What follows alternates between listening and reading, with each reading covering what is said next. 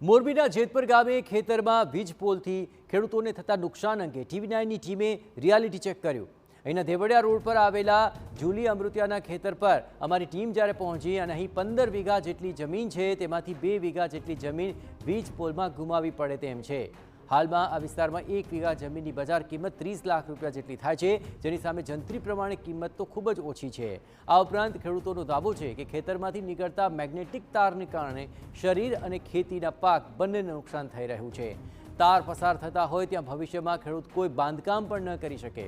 ખેડૂતોનું કહેવું છે કે અમારા વડીલોએ પરસેવો પાડીને અમને જમીન આપી, પણ અમે અમારા વારસદારોને વારસામાં શું આપીશું તે સૌથી મોટો સવાલ છે।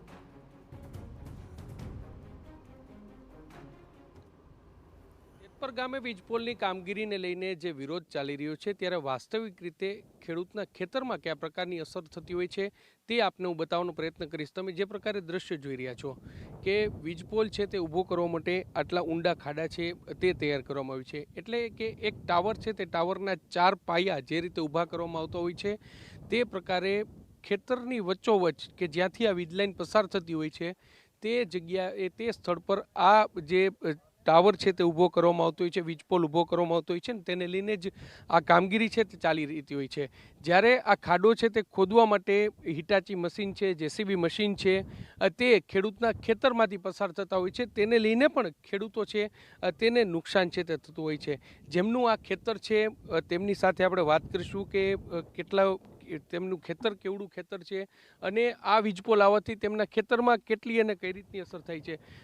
તમારું ખેતર છે, કેટલા વીઘામાં ખેતર છે અને વીજપોલ આવવાથી કેટલું ખેતર તમારું જતું રહેશે અને શું નુકસાન થશે તમને?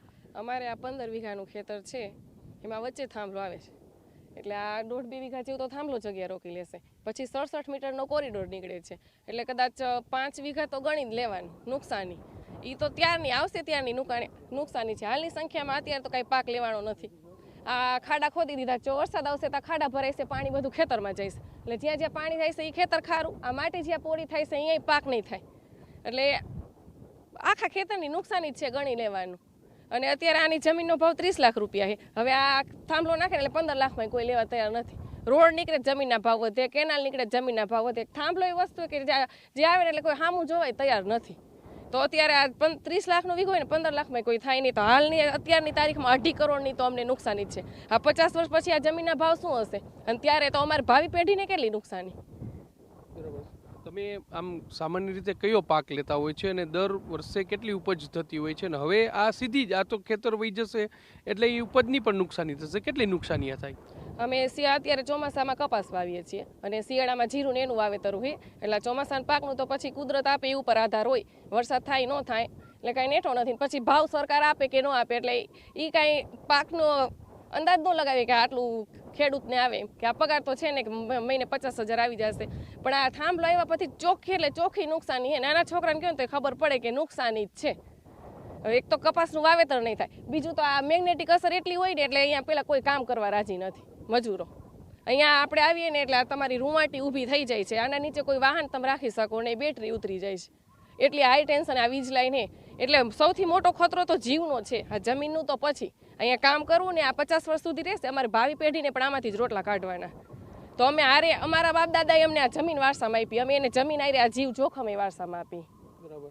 અત્યારે જે પણ કંપની છે એ કંપની તમને કેટલા રૂપિયાનું વળતર આપે છે અને તમારી શું માંગણી છે આમાં? એ અમને જંત્રીના ભાવે વળતર આપે છે અને અમારી માંગણી છે કે જે બજાર વેલ્યુ છે એ મુજબ અમને વળતર આપે। આપણે સૌ જાણીએ છીએ કે જંત્રીના ભાવ ને બજારના ભાવમાં કેટલો ફેર હોય। જંત્રીના ભાવે અત્યારે કિલો શાકભાજી મળતું નથી બજારમાં, એટલે અમારી માંગણી છે કે પાછો એ સરકારી કાયદો છે ગવર્મેન્ટનો, કેન્દ્ર સરકારનો, કે સૌથી ઓછું નુકસાન અને વધુમાં વધુ વળતર ખેડૂતને। તો અમે એ જ મુજબ અમારું વળતર માંગીએ છીએ। જ્યારે ગુજરાત સરકાર કામ કરવું છે કેન્દ્ર સરકારના કાયદા મુજબ અને વળતર આપવું છે એને પોતાના બનાવેલા પરિપત્ર મુજબ। ખેડૂતને નાનો ખેડૂત હોય એને નાનું ખેતર હોય, કારણ કે હવે તો ભાગ પડી ગયા બધાના, તો એક જીવન આ એક તમે માનો છો કે આ મહામૂલી એની જમીન છે એ જમીન આ ટાવર આવવાને કારણે વહી જતી હશે? 100%। અમારા બાપ દાદા હોય તે જમીન સાચવી રાખી છે, છાસ ને રોટલો ખાઈ અહીંયા કોઈ કંપનીના માલિક કેવા નથી, આ બધા ખેડૂતો છે ને પરસેવો પાડીને જ જમીન સાચવી રાખી છે। તો હવે જે આ ટુકડો છે અમારા ભાવિ પેઢીને આપવાનો, અમારે કાંઈ કોઈ કારખાના અદાણી અંબાણીની કંપનીમાં ભાગ નથી, તો આ બધું અમારે એના માટે જ રાખવાનું છે. તો હવે અમારે એને શું જવાબ આપો કે તમે આ અમારા માટે રાખ્યું શું? તમને તો તમારા દાદાએ સાચવીને આપ્યું, પણ તમે ન સાચવી શક્યા અમારા માટે, અને આ આંદોલન અમારા એટલા માટે જ છે. એક વીજ પોલ થાય તો કેટલા વીઘા જમીન વહી જાય? 1.5 વીઘા જેટલી તો વીજ પોલ જ રોકી લે છે. બરાબર. સ્પષ્ટપણે એટલે પરિવારની જે વાત છે તે કહી રહ્યા છે કે વારસામાં તેમને જમીન આપેલી છે, પરસેવો પાડીને જમીન છે તે ઊભી કરી છે, અને તેમાંથી જે પાક લઈ અને જે પોતાનું જીવન નિર્વાહ છે તે થતું હોય છે. પરંતુ જે પ્રકારે દ્રશ્ય તમે જોશો કે જે 15 વીઘા જમીનમાંથી 1.5 વીઘા જમીનનો ટુકડો છે તે વહી જાય, એ ટુકડો જવાની સાથે સાથે સૌથી ગંભીર બાબત એ છે કે વીજપોલ આવી જવાના કારણે ખેડૂતની ખેતરના ભાવ છે તે પણ ઘટી જતા હોય છે, અને તેને કારણે તેમને જે આર્થિક ફટકો પડી રહ્યો છે તે ખૂબ જ વધારે છે, અને તેને લઈને જ સરકારે આ સમગ્ર મામલે યોગ્ય કાર્યવાહી કરવી જોઈએ. ખેડૂતોની જે માંગ છે કે બજાર કિંમતે તેમને જે નુકસાન થઈ રહ્યું છે તે નુકસાનનું વળતર આપવામાં આવે તેવી માંગ છે તે કરવામાં આવી છે, અને 6 મુદ્દા જે રાજ્ય સરકારને સોંપવામાં આવી છે તે 6 મુદ્દા પર જલ્દીમાં જલ્દી નિર્ણય લે તેવું પણ સૌ કોઈ ખેડૂત ઈચ્છી રહ્યા છે. કેમેરા પર્સન ભાવેશ લશ્કરી સાથે મોહિત ભટ્ટ, TV9 જેતપુર.